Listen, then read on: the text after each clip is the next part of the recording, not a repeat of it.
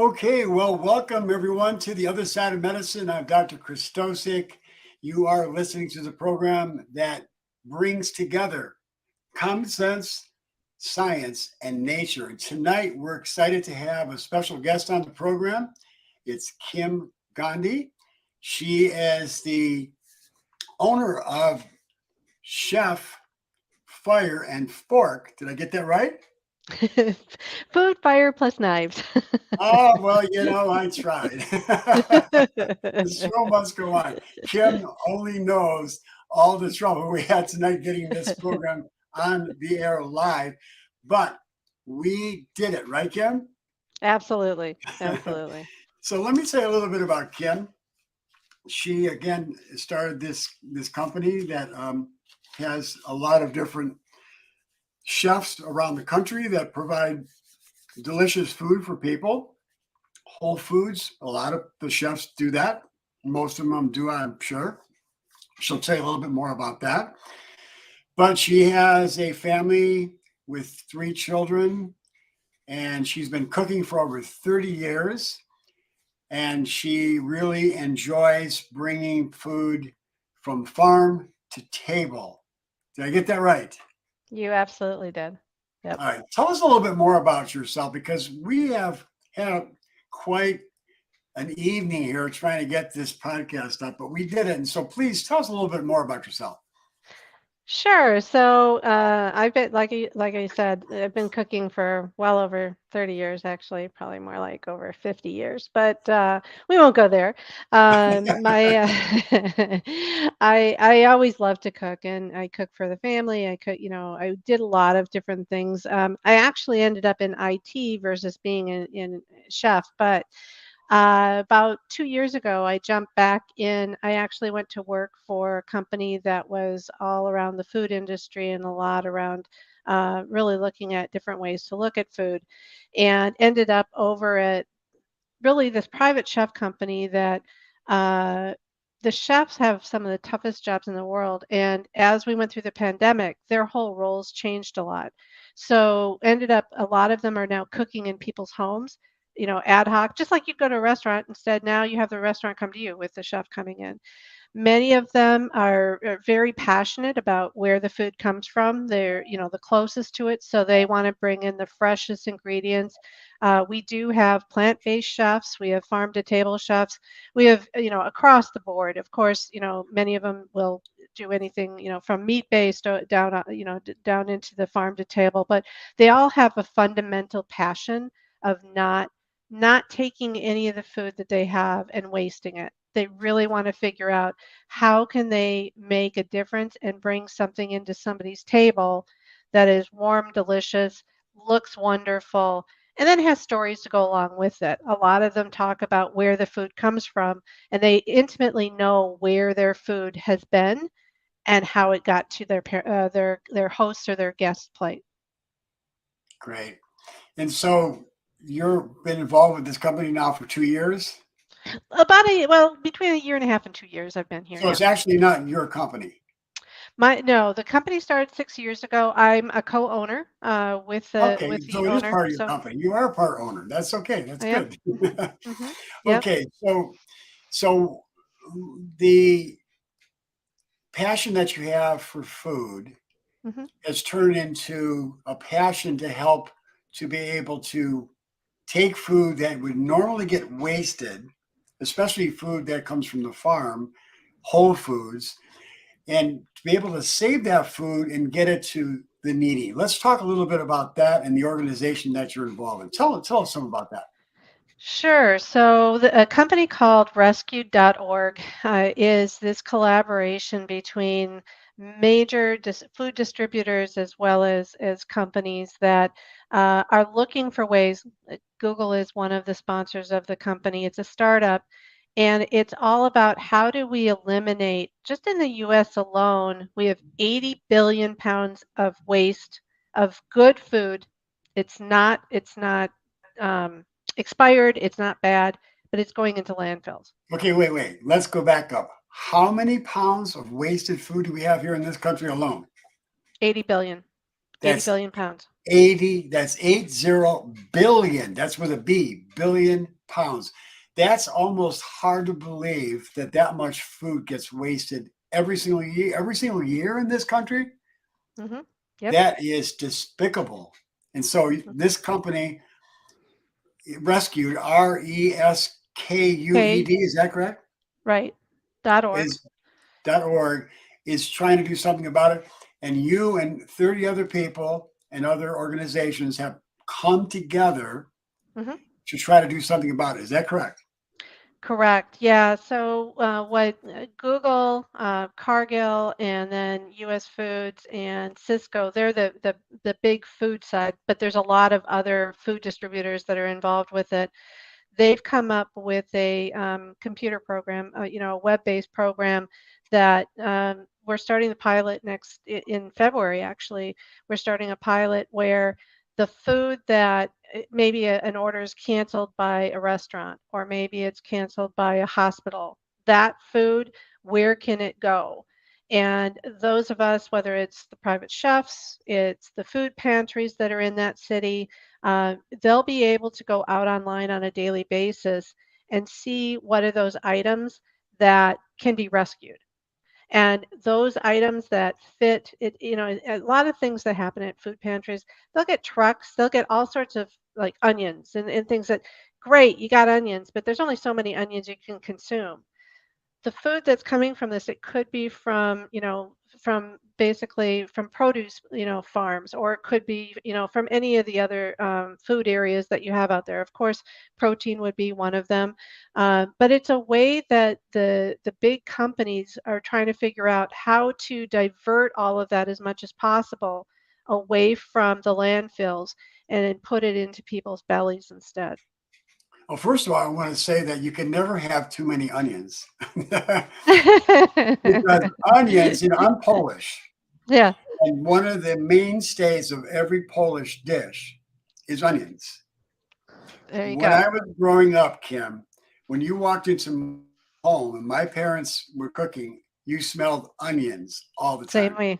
You smell if you come into my house, it's onion and garlic all day long, every I day. mean, I mean, people would come that never visited before and think, "What's that smell?" It smells delicious. It's onions. So you can never get enough onions for sure. But this is wonderful. That once again, I'm going to repeat this because it's mind-boggling to think that we have 80 billion pounds of food in the United States alone that's wasted every single year. Now, rescue.org is going to do something about that, and it's starting up in February. Is that correct? We're starting the pilot with this program that they've built. Now, that's not to say they're the only company out there that's trying to tackle this. I think that this is something that, is long been talked about, but trying to sort out how to get the supply to the people, and get it there in a timely manner before the produce goes bad or the food goes bad. It goes beyond the point that the USDA or any regulations will allow it to be sold. That supply chain it's a huge issue out there. And so a lot of what this team is working on doing is how to get that supply chain and get it to the people that are asking for it in that timely manner. So it's not a simple problem to solve. There are other companies out there that are also tackling this because it's a known problem, and but this group, they really started off with, Google was like, look, we've done everything we can on the energy side of the world to bring down our footprint from an energy. What else is out there? And they found they were burning energy by what they were doing when they were getting rid of food. And so that's the whole start of the little nugget of how this whole thing came to be. And then they joined forces with these big companies to say, how are we going to stop this from happening? And so their pilot's going to take place starting in February. And then as quickly as we can prove out that that supply chain problem is starting to go away, we'll be able to go across many other cities and states. So it's a consortium of a lot of different companies that are trying to make and solve this problem. Is that correct? Whoops. we kind of lost Kim there for a minute, but she'll be back. Well, you're listening to The Other Side of Medicine. If you've never been here on the program with us before, welcome. We're glad that you're here with us. I've been on the radio for over 25 years, and now I've moved into podcast. Some of you may have heard me there before. If this is the first time you're here, welcome. If you're a regular listener, we're glad you're here with us, and we're just so delighted to have Kim Ghandi with us here this evening. She was so gracious to come on the spur of the moment, because I had another guest that had to cancel out because of some family issues. And so, Kim, I want to thank you so much for coming on tonight at such a spur of the moment. Kim and I had a lot of problems. Well, I personally had the problem because of the technology. We were having problems with the software that we use, and we figured it out. At the last minute, we were 1 minute late from the program, but we got the job done. The show must go on. Kim is back. So sometimes the internet will come in and come out at different times. Kim, we're talking with you about this great movement that's happening with this company, rescued.org, which you're part of, plus other companies around the country are trying to figure out how to solve this waste problem of 80 billion 80 billion pounds Pound. of food per year in this country. That is terrific. Now, your company, again, let's mention your company's name again. Food, Fire Plus Knives. Food, Fire Plus Knives is a company that has a list, like a long list of chefs from around the country that will provide food for people in their homes. Is that correct? Correct. They actually go into the homes and they cook meals for them. It can be for, just an individual family, or it can be for an event, but it's coming into your home using your kitchen, bringing all the ingredients with, and then once they're done cooking and serving, they clean up the kitchen and then they leave. Gosh, And come to my home tomorrow night. Sign me up. well, I they love it. love to sit and talk with a lot of their we call them hosts. So when they ask us to come into their home, they love the fact that they can teach them, whether it's about their sauces that they're making or how they're preparing things. It's a very interactive experience, and so they get something out of it because they get to see people up close and personal, which they don't get to do in the restaurants. And then the people, they get to ask questions for people that are professionally trained, in the industry. These are chefs that have gone through culinary school, and they're executive chefs and know what they're doing out there. I love it, love it, love it. That is so awesome and quite unique to say, no doubt. Now, how does a company like yours that has chefs, again, that provide this great service, get involved with such a big undertaking? How did you get involved? Oh, with rescue? Well, so I used to work at Cargill, and I knew some of the people that were there, and someone posted on LinkedIn that they were starting this startup. And I immediately raised my hands and I said, if you're looking for people that are always looking for ways to spread, whether it's produce or any other items that are out there that they can, take and get them from farm to table, we would love to be part of this. And when I brought it up to the chefs, we have every other week we have a meeting with our chefs, and I said, wouldn't this be fun to be part of? And they all said, this is something that we believe in day by day. They never, sometimes they don't have access to this type of activity either. So it's one of those things that will make, I think make a difference for us, here in the US. We're a US based company right now, but the bigger impact, if we can keep some of that stuff out of the landfill, we're doing something that we couldn't do before. So we're this tiny little startup, and we're joining the startup, but they're backed by these bigger companies that believe in this mission to stop some of this stuff from happening. Well, God bless you. And this is so appropriate that this is being launched at this season, in the Christmas season and the beginning of the new year of 2023. We're going to keep a close watch because I really think this is a great endeavor for not only people in need, but just for the planet in general to be able to, conserve. I think we need to be better stewards of our of the earth and the resources that we have. So anytime we can do that, I just applaud something like this whenever I get a chance. And this is what the other side of medicine is all about: is trying to make sure that we do take care of the resources that we've been provided and be good stewards. That's what we are here on the other side of medicine. So thank you so much for doing that. And what do you see the vision for this? Where do you see it going? Well, my hope is, first of all, what are the things that we can do, to eliminate the pieces with the landfill? For us, our company is profit based, so we're out there to make sure that what we're using, the waste doesn't happen. But there's also the other side of the fence of, if we fix those supply chains and work on those pieces, the benefits to, the shelters and some of those other areas that have food needs and are really working in their communities to bring, I saw some just incredible, incredible people that were telling us their stories when we went to the launch for this. And, they're just looking at how can we get more food in people's mouths. And for them, this is, it's their charity mission and what they're doing. I think that there's so many places this will play. It'll play well for us because it's what we believe in and how we're going to do things, but we're doing it for profit. They're doing it, altruistically, but they're doing it for the betterment of people.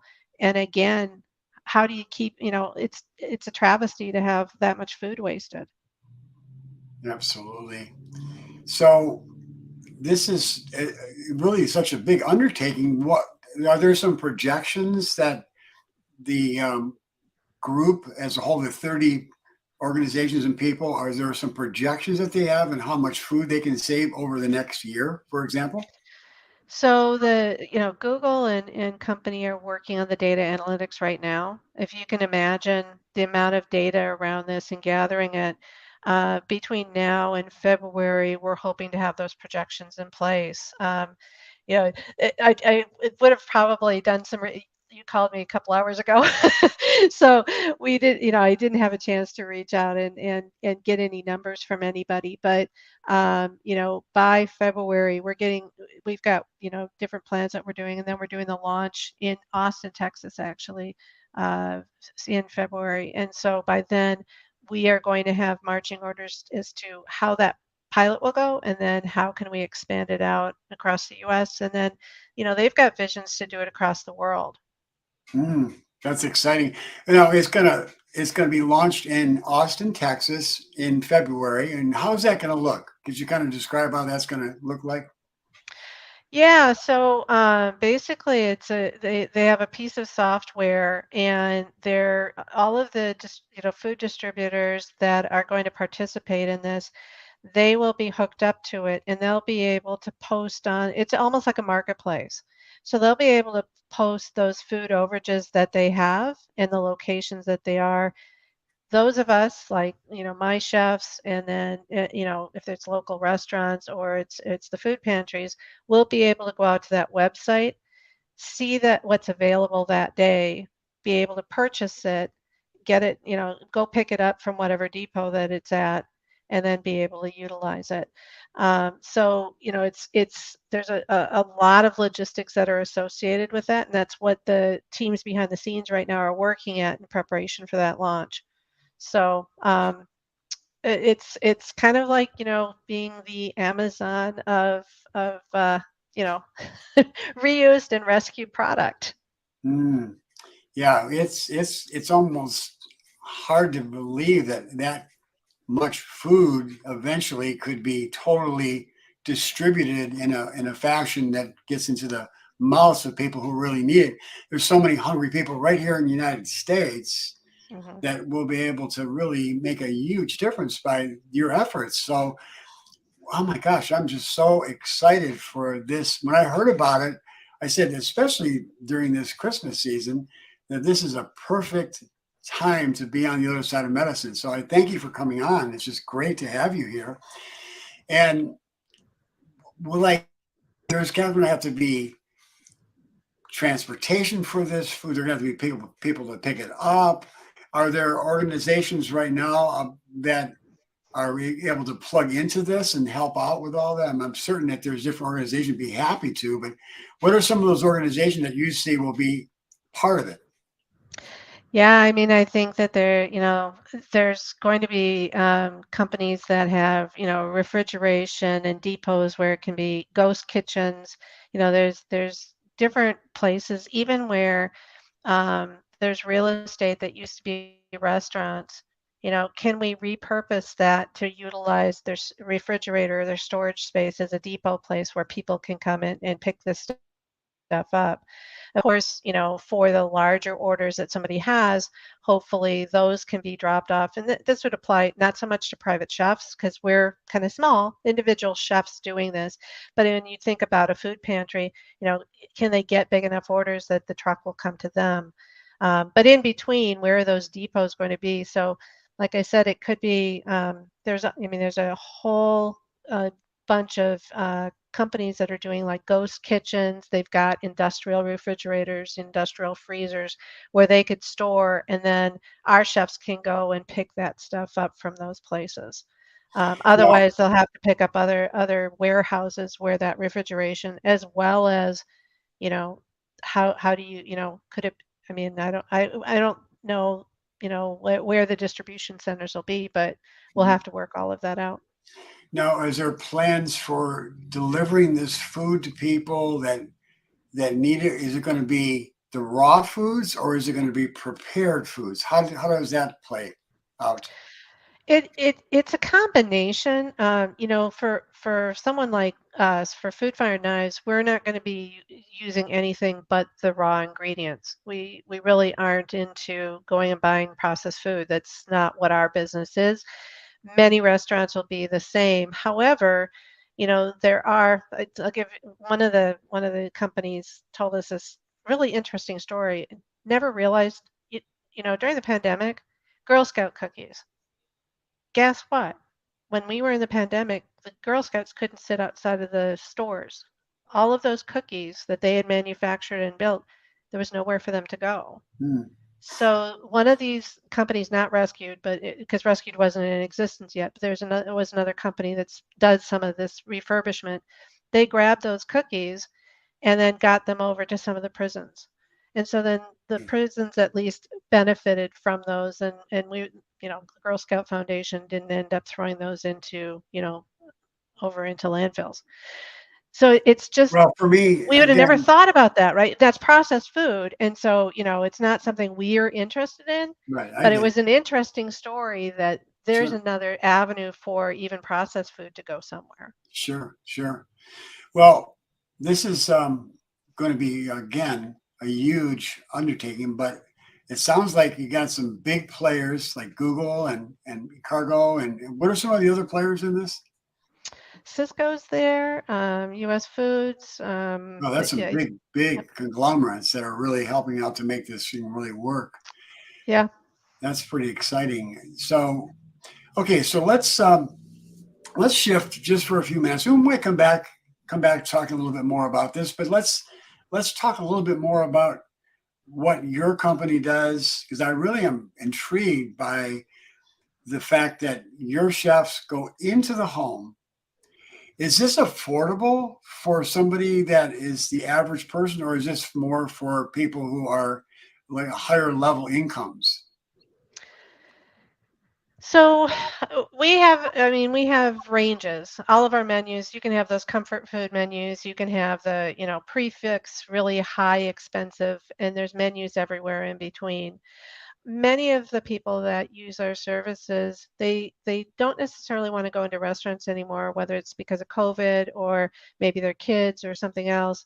When you have a special event and want a nice meal, you know, it all depends. If you're, if you're people that are also, bringing in wine and alcohol and that sort of thing, coming into your home, we don't supply alcohol, but they can go out and buy it. It's a lot cheaper for the alcohol side, and that kind of balances out somewhat on the meal side. So we're like a fine dining restaurant. You're not going to Yeah. go and have somebody in. We're for the people that want to have a nice meal once in a while and maybe not go to a restaurant. Do this instead. Okay, that's really interesting twist on it. I wasn't looking at it from that perspective, but that I think that really could work really well because, as you said, a lot of people, for whatever reason, don't want to go to a restaurant. Maybe they're incapacitated or they, again, because of COVID, they don't want to get out as much anymore. Then they could have that fine dining experience and come to their home and be able to still enjoy something special for an occasion or for that weeknight out for a date night or something of that nature for husband and wife. This is really a cool idea. I really think it's kind of neat. I love it. Now, Well, are and, you and at, think about your kids. Think about kids. If you go to a fine dining restaurant with your kids, what do you do with them? They're running around and that sort of thing. If you have it at your home, you have the ability to kind of flex that out. And some of the people, they'll order. We do have, kid-sized portions and that sort of thing, or they'll just order pizza or something for the kids, and then they, can be off at the dining table having a really nice meal, and somebody's cooked can serve them, and then they clean up the kitchen, and we get a lot of compliments that they have clean kitchens. They like that. you guys, your chefs actually clean up the kitchens when they're done. Yep, That's they do. amazing. That is amazing. Mhm. Would you have any stories about people's experiences with this service? Yeah, I have an emotional, really, it's a bit of a sad story, but also really one that just touched my heart, and it happened this summer. We had a lady contact us and said she wanted to do something with her family, and she didn't think she was in her last stages of cancer, and she said, I really can't do a long period of time out in a restaurant. Would really like to do this with my kids. My son's going to turn 18 in September. I don't think I'm going to make it. Could we do this? So we had a chef go out and handle it. Wonderful. The chef was just so touched at being part of an 18th birthday party. It was celebration. It wasn't sadness. Maybe there was a little bit of tears here and there because there it's hard. Couple months later, there's a company called Dream Foundation. They reached out to us and they said this woman hadn't passed away. It was in late October. She hadn't passed away yet, luckily. And she said she had such a wonderful time. Could the Dream Foundation actually bring her last wish to get her kids together one more time at her house? She was, really close. And so we made the arrangements, and she passed away 4 days before the dinner. And so, but that summer dinner was so magical, and that she thought we were so wonderful that she wanted us back. I get teary thinking about it because it's like, that is so cool that you invited us back because this was part of something you wanted for your celebration of life. Wow, that's very, very moving experience that you guys had, and that's got to motivate you to continue on and be able to provide this great service. I love it. It's just really, It's I just, hadn't thought yeah. about how this could be used in so many different ways, but now my mind's starting to change it. Well, and we have fun ones with micro weddings and bachelorette parties, and I have one of my guys down in Phoenix. He's got a Harry Potter menu. So I mean, there's whimsical and there's cuisines, and Well, so you, that's you cool. can really craft all these different experiences into what you as a customer want it to be. That is amazing. So yeah, so where do people find your service? They just go online, www.foodfireknives.com. It's as easy as that. Yeah. And are you nationwide? So we are in about 50 cities right now. And so we are continuing to grow. Last year we were in 9, so we've grown quite a bit this Wow. year. That's We're that's on that's good growth. we're Yep, East Coast, West Coast, and then, we're in the Midwest and Are you in some other Cleveland, cities. Ohio? We are. We absolutely Awesome. are. Well, Yes, we'll have to kind of mention that at some future shows as well. Let people know because I am absolutely. located in Cleveland, Ohio. Yeah, so that's pretty exciting. And how many chefs do you have here in Cleveland? Is there more than one? No, I think there's only one, but then we have one that kind of comes over from one of the other cities if we have need. Again, we're not going to do mass hiring of chefs. We really want that special experience. So our chefs, we've got about 160 chefs on board right now, across the 50 cities, and it's good. You get the experience that we want our customers to have. Hmm. Great. Well, this is all this talk about food is making me hungry. So I know you're gonna share some delicious recipes with us. Can we dive into that right now? Is that okay? Absolutely, absolutely. Okay. So what are you gonna share with us? Well, we talked a little bit about, why don't we start off with the cauliflower steak? So, cauliflower steak is something that's super easy, really farm to table. All of it is vegan based, so it's not only vegetarian, but it hits that vegan need. So, you basically take a whole head of cauliflower, cut it into four steaks. So, wash it, cut it into four steaks, not too hard. And then you just take some olive oil, red pepper flakes, garlic, of course, and mix that all together, salt and pepper, and then you basically put it in the oven. And so you put all of the steaks down on parchment paper, put it in the oven, take half of the oil mixture, put it on top, let it cook for about 10-15 minutes, flip it over, spread the rest of the oil mixture on it, do it another 10 to 15 minutes, and then you can serve it. And, sometimes we serve it with hummus on the side. Sometimes we serve it with a gravy. You can do a mushroom gravy that's just beautiful with it. So that's one. Yeah, that sounds good. Now, for our listeners who say, "Well, I'm not really sure. I'm not a very good cook," how much olive oil would you use approximately for one head of cauliflower? Yeah, use about a half cup. So you're really making just basically a light sauce. So it's half a cup of olive oil, probably maybe about a teaspoon. I like red pepper flakes, so I go for a tablespoon of red pepper because I just like spice. Mhm. Salt and pepper to taste. Make sure you do 2 to 3 I mean, back to the onions and garlic. I like shallots, so I like putting shallots in it. One shallot, and then also, like I said, 2 to 3 heads of garlic go really well with it. And then Mhm. that aroma as it's in the oven, 400 degrees, it fills up the house with a lot of nice smells, and the taste is wonderful. And how long do you bake that for approximately? Yeah, so each side is about 15 minutes. About So 15 the minutes? first, yeah, you put it in 15 minutes, flip it, and then you put the rest of the oil. So split the oil in half, the oil mixture. And Mhm, mhm. then, after 15 minutes, fork it to make sure it's tender, and then it's done. You can also throw it on the grill. That's another way to do it. You actually, if you're going to throw it on the grill, though, definitely want to make sure you've got tinfoil underneath, and then, make sure, because otherwise the oil would create a oil fire. Mhm, mhm. Now we got to warn our listeners that red pepper flakes are hot. They're spicy. So, yeah, I personally like spicy food, so I would probably end up using the tablespoon myself. But just go easy if you're not used to spice, and then you can always add more as you become more accustomed to the spice.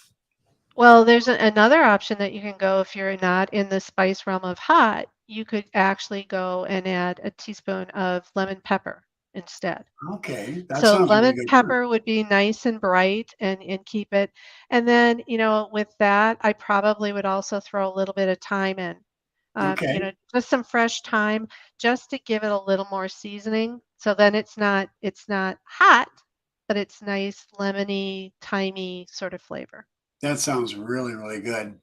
Okay, well, we had talked a little bit about cauliflower mashed potatoes. I was telling you, I went to a restaurant recently. A friend of mine owns a restaurant called Town Hall here in Cleveland, absolutely delicious natural food restaurant. And I had their cauliflower mashed potatoes, and they were outstanding. I couldn't believe that's the first time I ever tried them.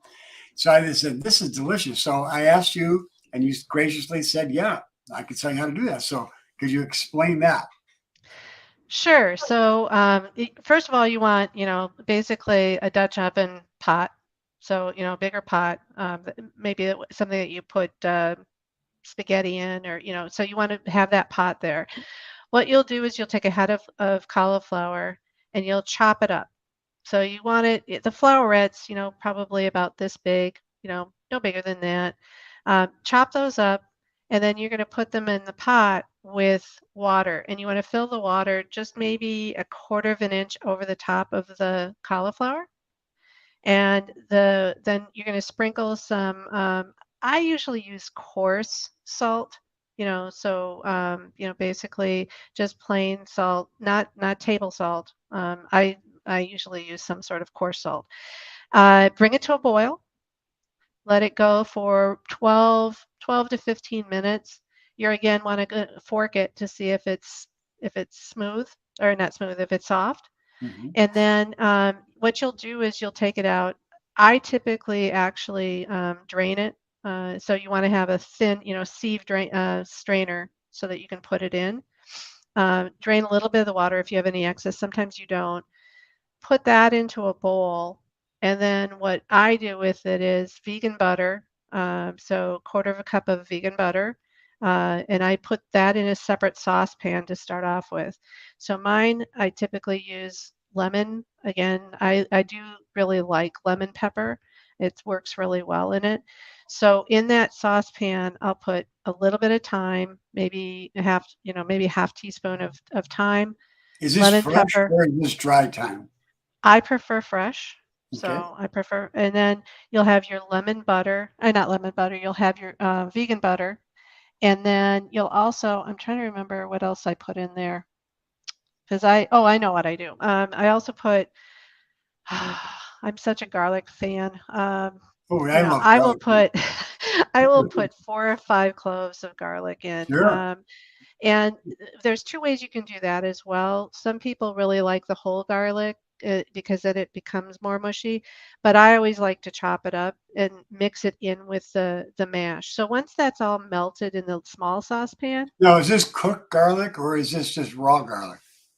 I prefer the raw, but Mhm. that I'm more into I like things a little underdone versus overdone. Mhm. So, but yeah, if you want the more cooked version of it, I would actually take your garlic, throw it in a little bit of olive oil, get that to the point that it's soft, and then throw it in the vegan butter and melt all that down. Mhm. Then just pour it over the cauliflower that you've got that's cooked, and then you just mix it up with a fork. I have used a press, and so I've got one. So I use a press that actually, when I use my potatoes, it ends up not so starchy. But a fork just works great too. Mhm. When we had the cauliflower mashed potatoes, it was like really like whipped mashed potatoes. So you Mhm. don't use a beater. I have. It all depends on the consistency that you want. My family, when it comes to mashed potatoes, they're really mashed potato people, and I've tried Mhm. faking them out with cauliflower. It doesn't work. So Mhm. if I've got the little more rougher with the fork mash, they're more likely to eat the cauliflower mash. Gotcha. I was One other, surprised. I was surprised how amazingly comparable it was to mashed potatoes. I mean, it had it a little, is. a little bit different flavor, but it was the mouthfeel and the taste was similar, but not exactly. But it was extraordinary. Yeah. Well, in my family, I mix and match, and it's because I'm not a vegan. We will use butter within it as well. There's another thing that you can do too is if you really want the creaminess to come out, take one or two Yukon potatoes and also mix those in as part of the mash. Mhm. It's just a creamy, and then you do use a beater for that, and you Gotcha. beat the two of them Mhm. up. that is a beautiful mixture as well. Sounds good. And just for our listeners and for yourself as well, there is a delicious vegan butter called Mayokas. Have you ever seen it? Yes. Mhm. That to me is one of the closest things to real butter, and it's got such a distinct, delicious flavor. I just absolutely love it. It's Mhm. cultured, so it's very similar to what yogurt provides with the beneficial bacteria, and it's really really good. It's one of my favorite go to for my vegan recipes. Great. Great. Yeah. Myokis, and they have it both in the salted and unsalted. So it's really, really amazing taste to it, and I just love it. So we have one more recipe you were going to share. Did you come up with something, or we are going to just do with that Indian? What did you decide? So I'm actually married to an Indian, and they Oh, are with a name like Gandhi, I would think so. have to go back to it's Indian is one of my favorite foods, Oh, me and too. I'm in. I'm in. yeah. Well, and what's funny is, so my mother-in-law is she's just this short little ball of energy, and I mean, she does not like spice at all, you know. So she's taught me how to make chana masala that's very flavorful, but isn't spicy. And it's so simple. So you basically start off with a mash. So you take tomatoes, you take garlic again, and now if you're depending on what type of religion you are in the Indian religion, sometimes you don't use garlic and onion because they don't do anything under the ground.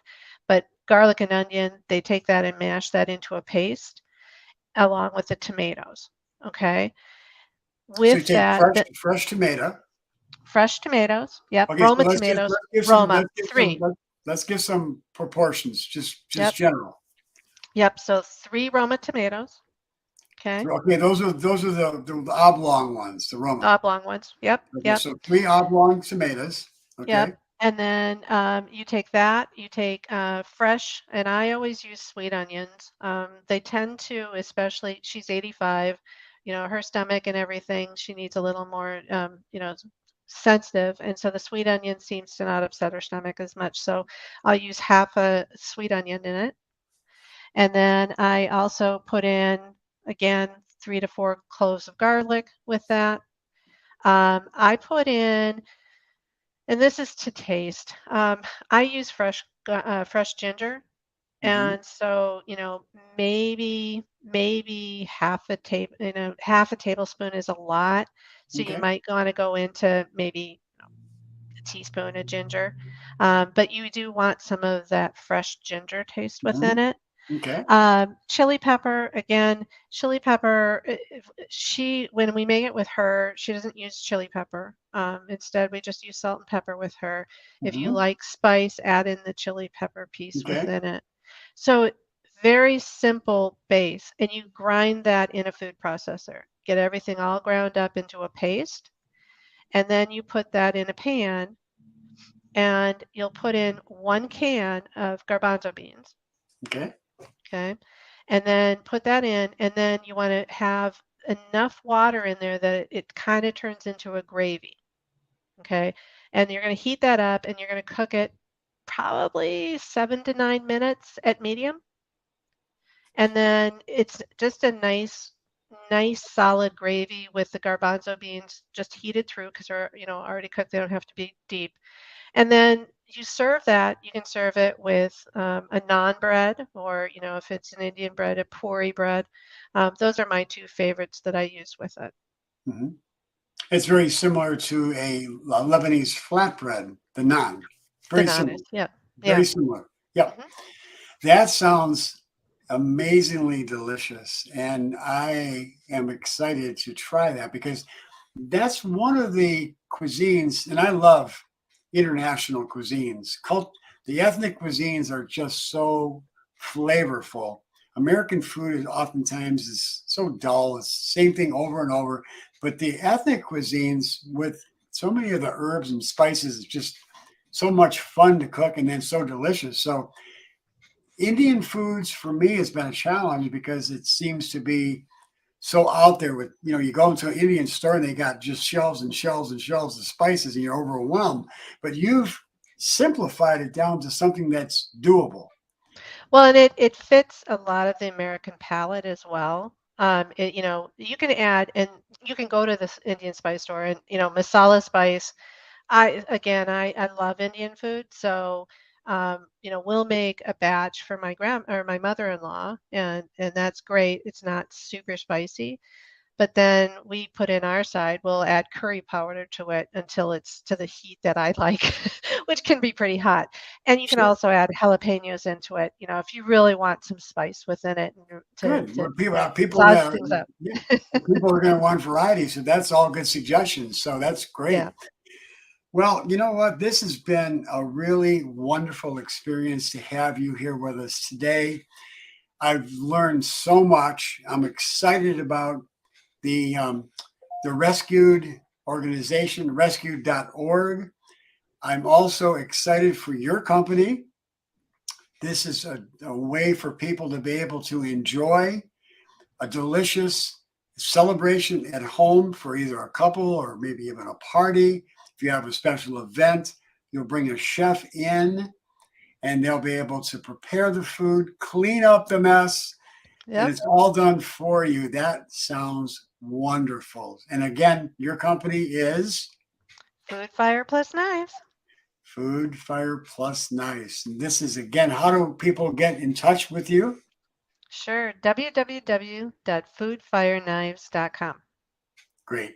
And what about Rescued? How do people get in touch with and keep in touch with Rescued? Yeah, so you can take a look. Rescued is it's rescue.org, so www.rescued.org, reskued.org. And so they just launched their website a little bit ago, to talk about what they're doing.